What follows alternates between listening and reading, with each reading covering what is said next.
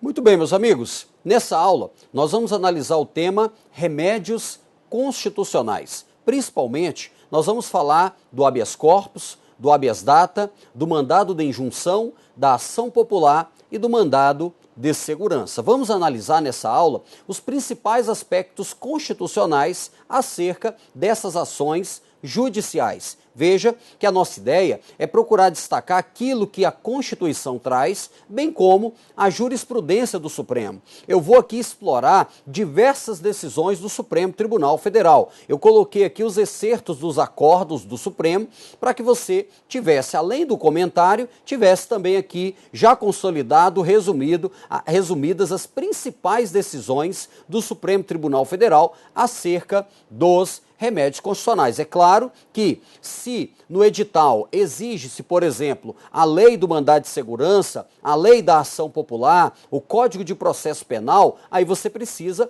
complementar o estudo. Nós não vamos fazer uma análise acerca da Constituição, bem como da legislação, porque isso fugiria ao objeto da nossa matéria, direito constitucional. Legal? Mas vamos fazer aqui, com certeza, os principais comentários que são explorados na temática do direito constitucional. Claro, nunca conseguimos esgotar a matéria, mas vamos procurar trazer aquilo que, sob o ponto de vista do examinador, tem sido mais explorado. Tudo bem? Vamos lá, joga aqui na tela comigo. Então nós vamos tratar dos remédios constitucionais. O primeiro deles, vamos tratar do habeas corpus. O habeas corpus, ele é, sem dúvida, um remédio constitucional mais antigo, desde o século XIX, que está no Brasil. Quando você for fazer a revisão, o artigo 5º, inciso 15, inciso 61, inciso 68, também o inciso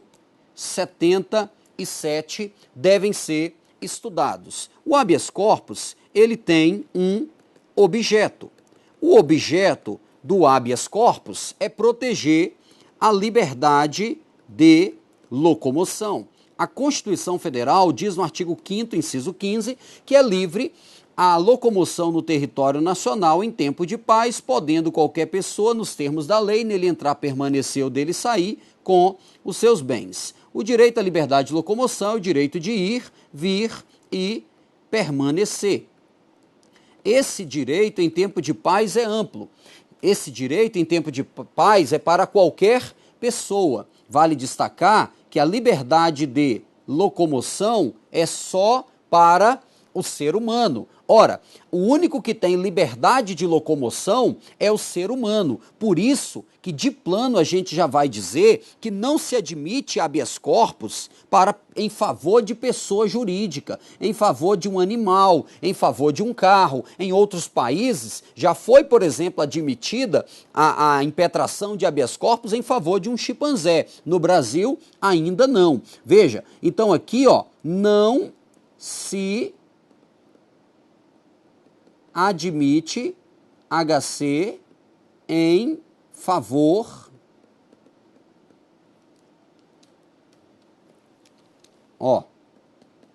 de pessoa jurídica. Por quê? Porque o direito à liberdade de locomoção não é compatível. Veja, o direito à liberdade de locomoção ele é de qualquer pessoa em tempo de paz. Qualquer pessoa, inclusive o estrangeiro. O objeto, então, do habeas corpus é proteger a liberdade de locomoção. A liberdade de locomoção, aqui eu vou até puxar na própria palavrinha de locomoção, ó, quando esta, aqui, ó, quando estiver violada ou ameaçada.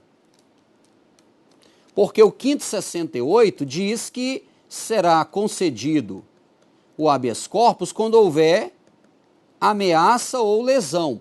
Aí, nós podemos aqui destacar que, já que eu posso impetrar se houver violação ou ameaça, nós temos aqui o chamado habeas corpus repressivo, que é quando a liberdade de locomoção está violada, ou o habeas corpus preventivo, que é quando a liberdade de locomoção está apenas ameaçada. Quando o juiz concede o habeas corpus preventivo, a decisão que concede é chamada de salvo-conduto. O habeas corpus repressivo é chamado também de liberatório. O habeas corpus, nele nós temos algumas partes, ou vou até mudar, como a doutrina chama, de atores. No habeas corpus nós temos alguns atores. Nós temos, por exemplo, o impetrante. Nós temos o impetrante. O impetrante pode ser qualquer pessoa, no sentido mais amplo da palavra. Qualquer pessoa pode impetrar um habeas corpus. Esse habeas corpus pode ser em seu favor ou de terceiro. Então a pessoa pode impetrar o habeas corpus em seu favor ou de terceiro. Detalhe, qualquer pessoa pode impetrar. E aqui vale destacar, não precisa de advogado. Não precisa de advogado. Vale destacar que de todas as ações de que vamos tratar, o habeas corpus é a única que dispensa o advogado. O impetrante, então, qualquer pessoa. Então, um brasileiro, um estrangeiro, um maior de idade, um menor de idade, até mesmo uma pessoa jurídica em favor de uma pessoa física. Além do impetrante, nós temos o paciente. O paciente é aquele que, eu até vou dizer assim, ó, já disse ali anteriormente, mas é o ser humano que sofre a violação à liberdade de locomoção ou aquele que está o quê? Ameaçado de sofrer a violação na sua liberdade de locomoção. Enquanto que o impetrante pode ser qualquer pessoa, inclusive uma pessoa jurídica, o paciente é somente o ser humano. Por quê? Porque é o ser humano que tem liberdade de locomoção. Então, o paciente é aquele que sofre a violação ou está ameaçado de sofrer. Temos também o impetrado. Temos o impetrado. O impetrado é contra quem se impetra o habeas corpus. O impetrado é aquele que viola ou ameaça de violação. É aquele que viola ou ameaça a liberdade de locomoção. Vale destacar que o impetrado, voltando aqui, vamos lá. O impetrado, ele pode ser tanto o Estado, aqui ó, pode ser o Estado, um agente do Estado, ou até mesmo um particular. É comum cair na prova, por exemplo, se é possível impetrar um habeas corpus contra, por exemplo, um hospital que não quer liberar o paciente. É possível. É possível impetrar um habeas corpus contra um gerente de hotel, contra o hotel que não quer liberar o hóspede. Também é possível. A Constituição diz que o habeas corpus, ele é uma ação gratuita. Ou seja, não se exige o pagamento, voltando aqui, pagamento de custas judiciais. É uma ação gratuita. O habeas corpus é uma ação gratuita. Detalhe importante, nós vimos que o impetrante é qualquer pessoa. Dentro dessa ideia, eu tenho até mesmo o estrangeiro. O estrangeiro pode impetrar, porém, o habeas corpus tem que ser redigido em língua portuguesa. O Supremo entende que não vai ser conhecido um habeas corpus se redigido em idioma estrangeiro. Por quê? Em face do artigo 13, que diz que a língua portuguesa é o idioma oficial da República Federativa do Brasil. Outra questão importante está no artigo 142, parágrafo 2º, que diz que não cabe habeas corpus contra punição disciplinar militar. Nós vamos ver que o Supremo admite o habeas corpus se houver, por exemplo, a questão de legalidade envolvida. O Supremo não admite no caso do mérito. Veja, aqui nós temos as principais informações acerca do habeas corpus. Vimos para que serve, as espécies do habeas corpus, quem pode impetrar, quem é o impetrante, nós vimos quem é o impetrado, quem é o paciente, vimos que o estrangeiro pode impetrar, porém deverá redigi-lo em língua portuguesa. Agora, eu vou destacar com você algumas decisões do Supremo importantíssimas acerca do habeas corpus e que são muito exploradas na prova. Vamos lá? Olha só, vamos aqui na primeira parte. Aqui, ó, o Supremo, na súmula número 694, diz assim, ó, não cabe, isso é muito cobrado na prova, as hipóteses em que não se admite o habeas corpus. Não cabe habeas corpus contra a imposição de pena de exclusão de militar ou perda de cargo, de patente ou função pública. Não cabe habeas corpus se o cara, por exemplo, foi demitido de um cargo público efetivo. Não cabe. Por quê? Porque não há violação nem ameaça à liberdade de locomoção. Então, pena de exclusão, cabe habeas corpus? Não.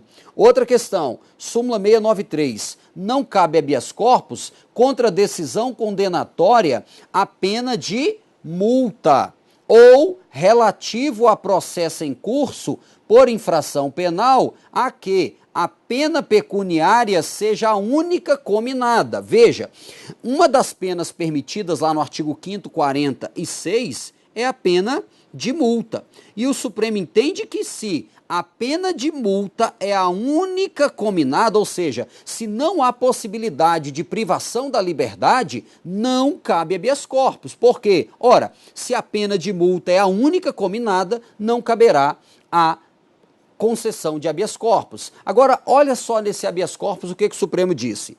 Habeas corpus, cabimento quanto à condenação à pena de prestação pecuniária, dado que esta, diferentemente da pena de multa, se descumprida injustificadamente, converte-se em pena privativa de liberdade. Perceba que se a pena de multa é a única cominada, ou seja, se não há risco à liberdade de locomoção, não cabe habeas corpus. Agora, já no habeas corpus 86.619, o Supremo diz o seguinte, se houver possibilidade de conversão da pena de multa em privativa de liberdade, aí sim é possível, tá aqui, ó, cabimento do habeas corpus. Fica atento com esse detalhe. Outra questão, o habeas corpus não é meio adequado para impugnar ato alusivo a sequestro, confisco de bens móveis ou imóveis, bem como bloqueio de valores. Veja, por exemplo, o artigo 243 da Constituição Federal, artigo 243, em especial o seu parágrafo único, cuida do confisco de propriedades que estejam sendo usadas para exploração de trabalho escravo ou ainda no caso de cultivo de plantas psicotrópicas. E o Supremo entende que o habeas corpus não é meio adequado para impugnar ato lesivo a bloqueio, confisco de bens móveis ou imóveis. Fica atento. Por quê? Porque nós vimos não está dentro do objeto de cabimento do habeas corpus. Vale destacar que até 1926 o habeas corpus era utilizado de forma bastante ampla. Qualquer violação a direito era possível de ser impugnado por meio do habeas corpus. Essa era a chamada doutrina brasileira do habeas corpus. O que é isso? O habeas corpus, desde a sua origem na Inglaterra, ele sempre foi utilizado especificamente para proteger a liberdade de locomoção. Porém, no direito brasileiro, em especial na Constituição de 1891, ali o que é que nós tivemos? O habeas corpus, ele teve o seu objeto de utilização bastante alargado. E o habeas corpus era utilizado para qualquer violação de direitos. Por quê? Não havia ainda no direito brasileiro a figura do mandado de segurança. Essa doutrina brasileira do habeas corpus, ou seja, que utilizava o habeas corpus para objetos bastante amplos, ela cessou em 1926. E desde 1926, o habeas corpus é utilizado especificamente para proteger o direito líquido e certo à liberdade de locomoção. Veja que o habeas corpus, ele é uma ação sumária, é uma ação que tem um rito processual diferenciado. O habeas corpus, ele tem lugar quando? Quando a liberdade de locomoção, esse direito líquido e certo, ele estiver sendo ameaçado ou violado. E veja que já que se trata de um direito líquido e certo, não cabe na discussão de um habeas corpus a chamada dilação probatória. E o que é essa dilação probatória? É a discussão acerca de provas. Quando a pessoa impetra um habeas corpus, ela já tem que deixar na impetração claro que há uma violação ou uma ameaça à liberdade de locomoção, sob pena de o habeas corpus não ser conhecido. Então, se não houver violação ou ameaça à liberdade de locomoção, não cabe o habeas corpus. Tudo bem? Vamos continuar aqui? O que nós temos ainda? É possível, vai destacando onde não é e onde é. É possível a concessão de habeas corpus para extinção de ação penal. Isso é muito cobrado, fica atento. É possível? É. Quando? Sempre que se constatar a imputação de um fato atípico, então o cara está sendo, ali processado por um fato que o direito brasileiro não tem como um ilícito penal, ou inexistência de qualquer elemento que demonstre autoria do delito ou extinção da punibilidade. Perceba, se não há qualquer elemento que faça o link entre a pessoa e o delito, ou seja, ele não há qualquer elemento que demonstre que a pessoa é o autor do delito, é possível então você impetrar um habeas corpus visando trancar a ação penal. Mas isso é uma exceção, mas é possível. Outra, o habeas corpus não é meio hábil para questionar-se aspectos ligados a inquérito civil público, quer a ação civil pública. Por quê? Porque nesses procedimentos não se faz em jogo sequer, na via indireta, a liberdade de ir e vir. Perceba mais uma vez, inquérito civil público e ação civil pública não vão levar, eles por si só, à privação de liberdade. Da mesma forma, fica atento, não cabe habeas corpus para questionar, por exemplo, ação de improbidade. Por quê? Porque a ação de improbidade por si só também não tem, conforme a doutrina dominante, não tem natureza penal, Veja que o artigo 37, parágrafo 4º, diz que os atos de improbidade importarão a suspensão dos direitos políticos, a perda da função pública, a indisponibilidade dos bens e o ressarcimento ao erário, sem prejuízo da ação penal cabível. Então, a ação de improbidade por si só não traz ameaça à liberdade de locomoção. Então, não cabe habeas corpus quando a pessoa está sendo processada simplesmente por improbidade administrativa. Tudo bem? Continua comigo aqui, vamos lá? O que nós temos? Habeas corpus, admissibilidade. Decisão judicial que no curso de inquérito policial autoriza quebra de sigilo bancário. Isso é muito cobrado. Por quê? Essa quebra de sigilo bancário, se não obedecer às balizas constitucionais, as provas colhidas podem levar à prisão injusta ou ilegal da pessoa. Então, é possível utilizar habeas corpus para combater decisão que autoriza quebra de sigilo? Sim, é possível. Apesar de o habeas corpus 81.294 cuidar do sigilo bancário, a doutrina diz que também para outros sigilos que, ao fim, possam levar à prisão da pessoa. Veja, isso é o que a doutrina chama de habeas corpus profilático. Porque veja, o habeas corpus preventivo, ele visa o quê? Combater uma ameaça. Essa ameaça pode ser iminente ou mais remota. Essa ameaça mais remota é chamada de habeas corpus profilático. Por exemplo, nós vimos que é possível impetrar um habeas corpus para trancar uma ação penal. Uma ação penal que lá no final dela poderia gerar uma privação à liberdade. Então você já quer, na origem, extinguir a ação penal para que ao fim ela não se reverta em uma privação à liberdade. Essa ameaça mais remota é o que alguns autores chamam de habeas corpus profilático, que é uma espécie de habeas corpus preventivo. Legal? Joga na tela comigo, vamos continuar aqui. Não cabimento de habeas corpus em relação à punição disciplinar militar. Artigo 142, parágrafo 2º. Aí ele vem e diz: a restrição limita-se ao exame de mérito do ato.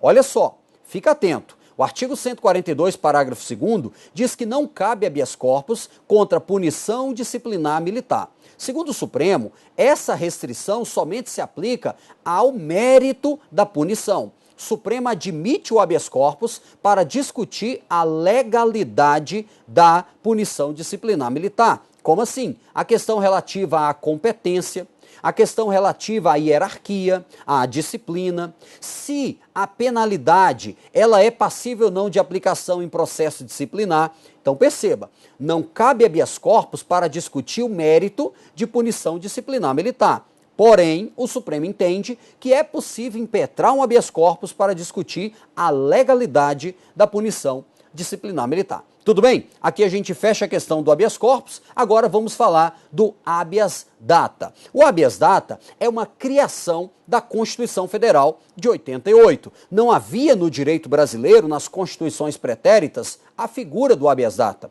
O habeas data é uma ação personalíssima. Por quê? Porque ela é impetrada para que a pessoa tenha conhecimento ou possa alterar informações suas que esteja em um banco de dados. Veja, o habeas data, ele tem um objeto. O objeto dele é conhecer ou alterar informações da pessoa que esteja em um banco de dados governamental ou um banco privado, mas de caráter público. A doutrina diz que o habeas data é uma ação personalíssima, como eu disse. Por quê? Porque eu não posso usar o habeas data para eu ter acesso à informação de terceiros. A Constituição Federal, no artigo 5º, inciso 33, diz que nós temos o direito de obter informações dos órgãos públicos, informações de interesse particular, coletivo ou geral, que serão prestadas no prazo da lei, sob pena de responsabilidade. O direito a obter informação, sabemos, não é absoluto. Por quê? O finalzinho do inciso 33 do artigo 5º diz que são ressalvadas aquelas informações imprescindíveis à segurança do Estado e da sociedade. Mas o fato é que eu tenho o direito de obter informações de interesse particular, coletivo ou geral. Então imagine, eu tenho uma informação que está, por exemplo, no SICAF. O que é o SICAF? O SICAF é um sistema de cadastramento de fornecedores utilizado na administração pública federal. Veja, se eu tenho uma informação minha que está no SICAF e eu faço o pedido dessa informação e ela é negada, aí eu poderei impetrar um habeas data. Por quê? Porque a informação é minha e o banco de dados negou a informação. Vamos fazer uns destaques aqui sobre o habeas data? Vem comigo aqui. Olha só. Vamos colocar aqui, dentro do artigo 5º, vamos colocar o artigo 5º, 72, vamos colocar o artigo 5º, 33 e vamos colocar o artigo 5º, 77. O habeas data, como eu disse, ele foi criado pela Constituição de 88. O habeas data, ele tem um objeto. O objeto do habeas data é conhecer ou alterar informação do impetrante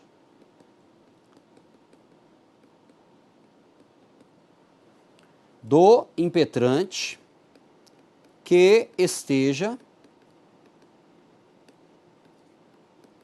em banco de dados.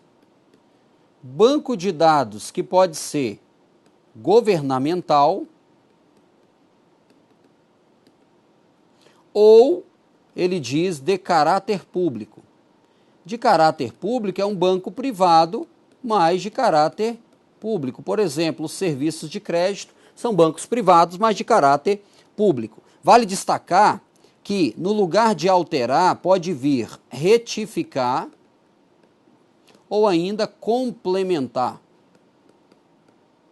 Eu uso o habeas data para eu conhecer ou para eu conhecer ou para eu alterar, retificar ou complementar. Detalhe, informação do impetrante, informação pessoal. Quando se diz que é uma informação do impetrante, é daqui que se diz que o habeas data é uma ação personalíssima. Por quê? Eu não vou usar para ter acesso à informação de terceiros. Informação do impetrante é o que o artigo 5º, 33, chama de informação particular. Então eu vou entrar com a habeas data para eu ter acesso a informações minhas que estejam em banco de dados governamental ou de caráter público. Detalhe, a doutrina e a jurisprudência dizem que há uma condição para impetração, que é a negativa da informação